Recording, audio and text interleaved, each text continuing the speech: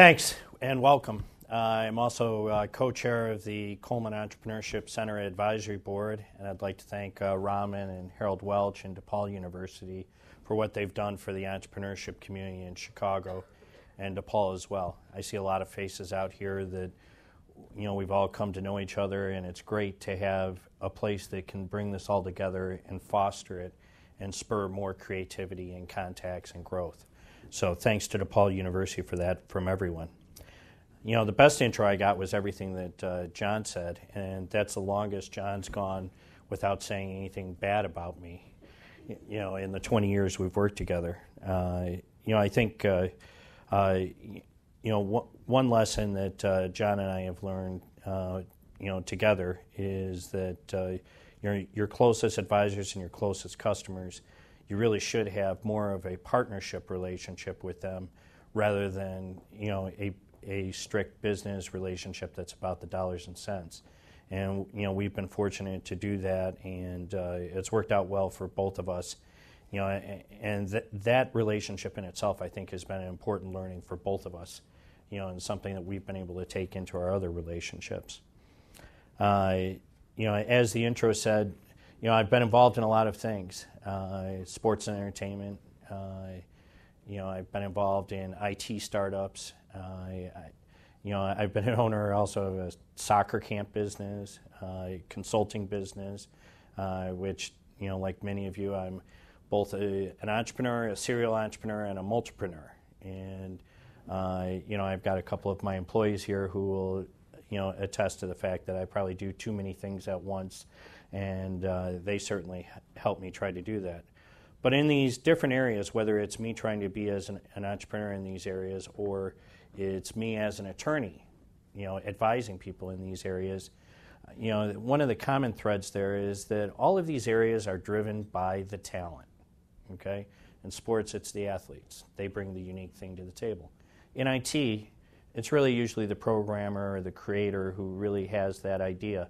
You know, they bring the unique piece to the table. You know, in a law firm, you know, it's the attorneys who do it. In a consulting firm, it's a people-driven business. You know, and you know that's something that you have to keep your eye on that ball. That the people are the talent, and that's what drives those kinds of businesses.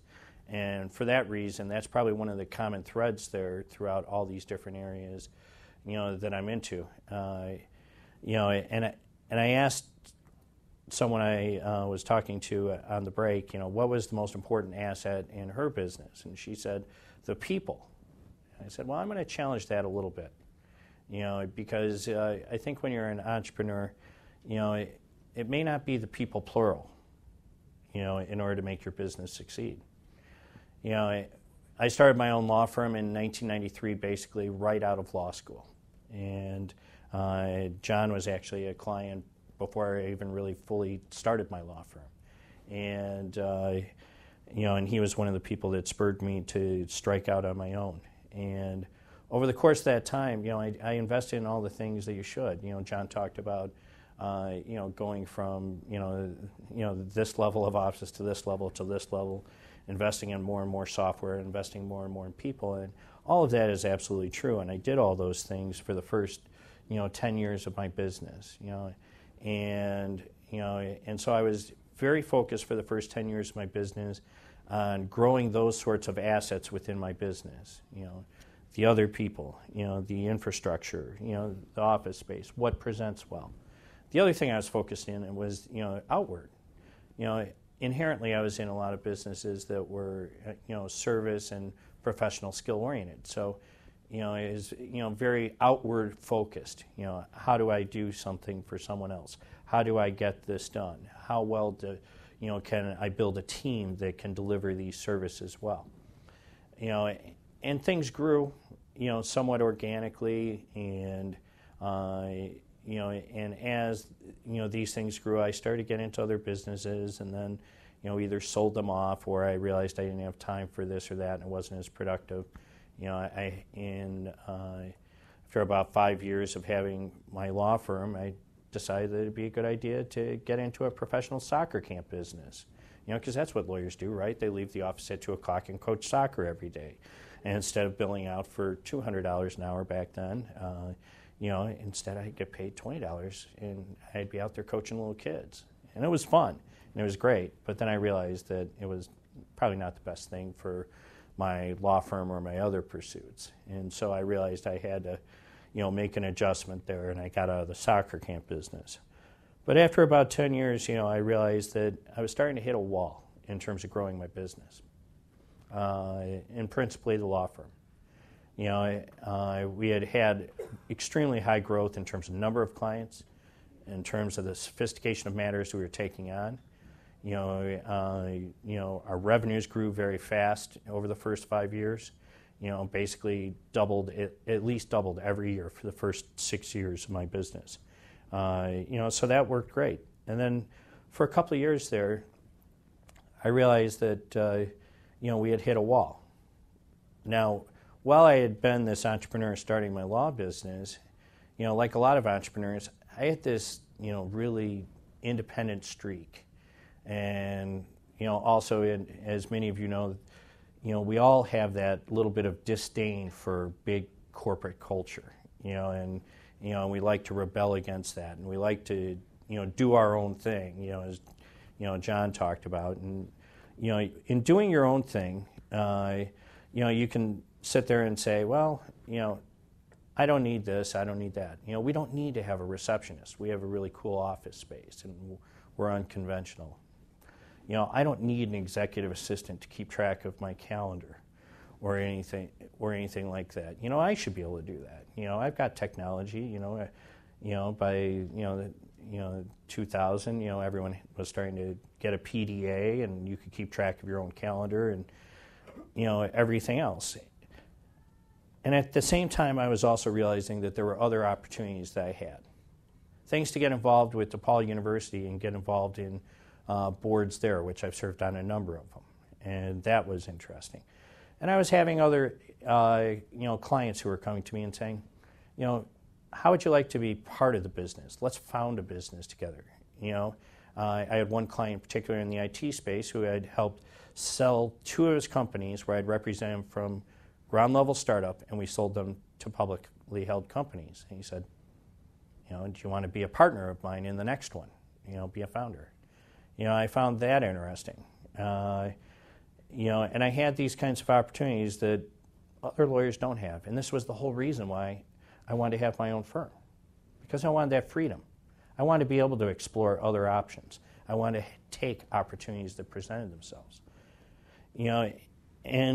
For a couple of years, I really was having a hard time juggling this and balancing, these things. Then I realized that, what's the quote from Dirty Harry? Man's got to know his limitations. And I started to realize that the asset in the business that I wasn't optimizing was me. I was the asset. In a personal service-oriented or professional services or a talent-driven business, the person at the top who runs the business, they are the most important person in that business. And if you're not utilizing that asset correctly, then your business isn't going to grow correctly, and you're not going to make the right decisions.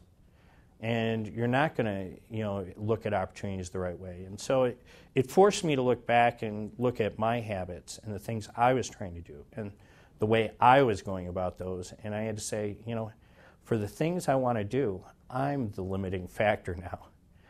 I used to be the person pushing the envelope and driving the growth and everything else, but now I realize that I was the limiting factor.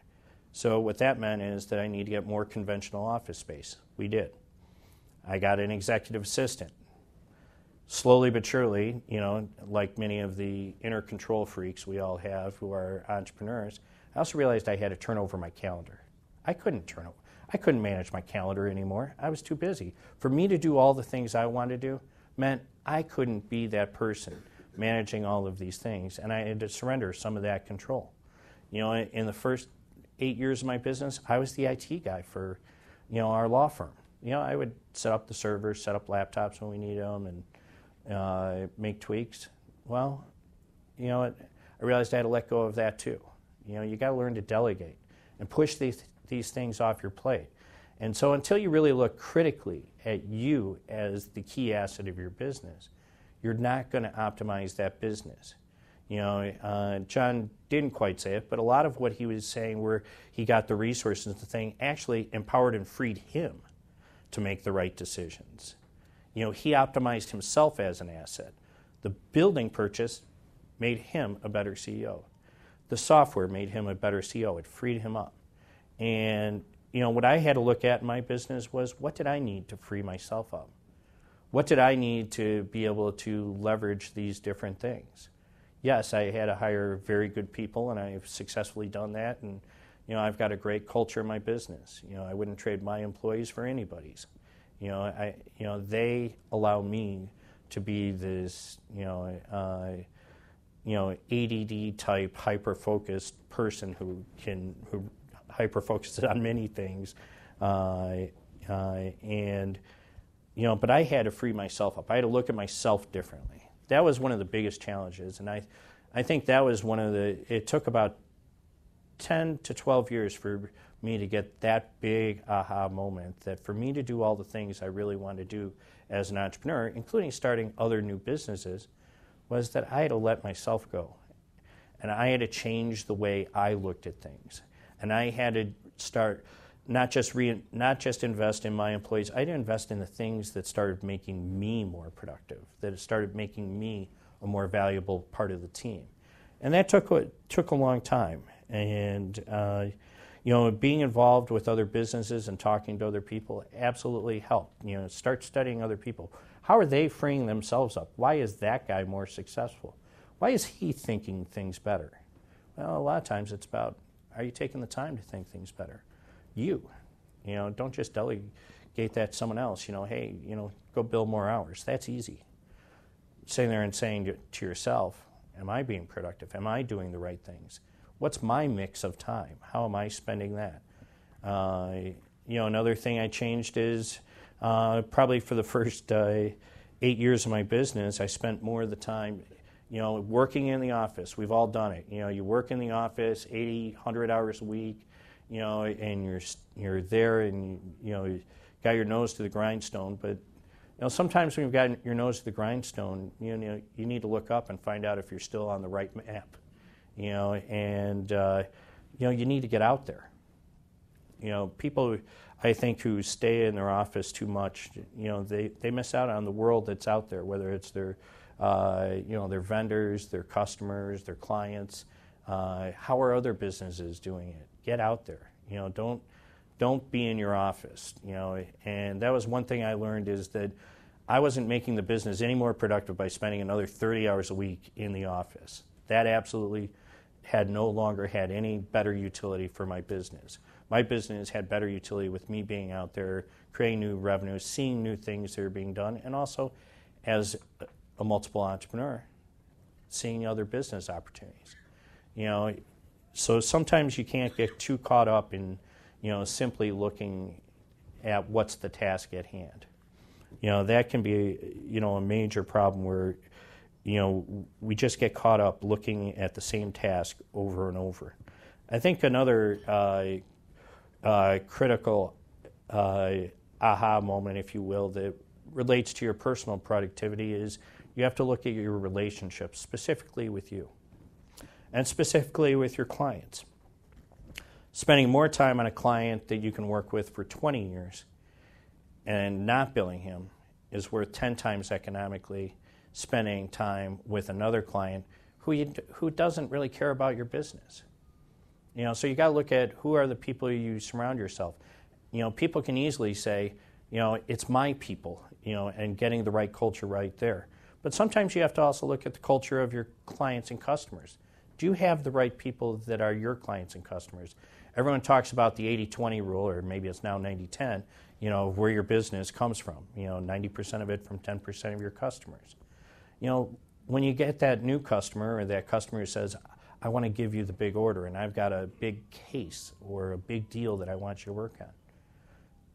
Ask critically, do you really want that business from them? As an entrepreneur, we're all taught to, it's somewhere in our DNA. Go out and get the business. I remember as a young entrepreneur that I saw a quote from Steve Ballmer, CEO of Microsoft, and his mantra in, the late 80s and early 90s was, get the business, get the business, get the business. And I think when you're in the early stage of a startup, that's a really critical thing. You've got to grow. You need the capital. Most of the businesses are undercapitalized, so you've got to fight for every piece of business. And oftentimes, you have excess capacity, whether it's time or manufacturing or anything else, so you take that. But as your business starts to grow, it becomes less clear where that next breakthrough is. And so sometimes you have to look critically and say, is that next piece of business I want, is that really the one that gets me where I want to be in 3 to 5 years? And so sometimes you've got to learn to say no, and say no to a piece of business. And realize that you, as the person who's driving the value of your business, if you have to spend more time, negative time, managing those relationships, then it's not worthwhile from your time either. Don't just look at the billings or the costs, or the revenues. That you can see on, a P&L. Look off the P&L. Look inward. Look at yourself. Say, what is the critical piece and what are the real costs here? And what does this distract me from doing that I could do better? Maybe I can help an employee do another deal better rather than getting focused on having to manage, this relationship. So sometimes you need to learn no, and you need to do it not just in the context of the business, but look at your time. How much of it does it suck out of your time? How much life does it suck out of your business when you've got to manage those difficult relationships? I think that's a pretty overlooked piece of, business. Now, John talked about continuous change. I think that one of my final points here is that your business continually changes and evolves, and it should.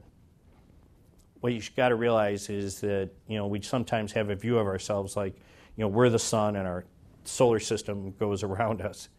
You've got to realize is that we change too over time, and I mean we, the entrepreneur, the founder. We change, and our role needs to change. Our skill sets change. Our abilities change, and sometimes that's hard for us to see. And so we're not this fixed point around which everything else rotates. It's rather that everything else, kind of rotates together. And you've got to always kind of be refiguring out what's the orbit here. How does that really work? And you realize that you continually change over time. Your business continually changes over time. And those aren't just two fixed points. And you've got to figure out how that relationship changes as you grow and evolve. And so when I say look inward, I mean look at yourself, the entrepreneur, because you're the key to your business's success. You're the key to its survival, and you're the key to its growth. And ultimately, we're all getting into these businesses as entrepreneurs for our own personal growth and because we want a personal challenge. And we also want that sense of ownership. And if we don't look at ourselves as that kind of valuable asset, then we are holding back our business. So step out, get out of the office, challenge yourself, and realize that you've got to optimize yourself and challenge yourself, your assumptions about yourself. So thank you.